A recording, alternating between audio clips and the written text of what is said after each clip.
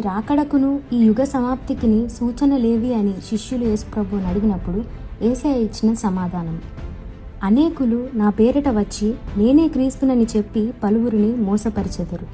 మరియు మీరు యుద్ధములను గూర్చియు యుద్ధ సమాచారములను గూర్చియు వినబోదురు.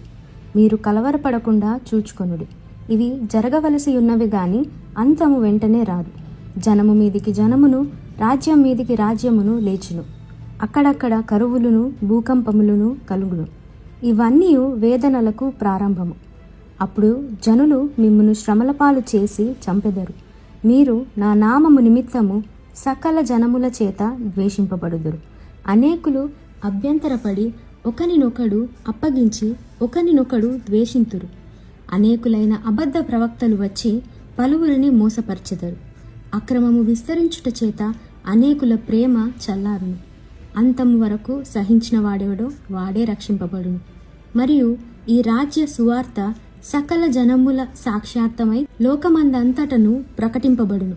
అటు తర్వాత అంతము వచ్చును.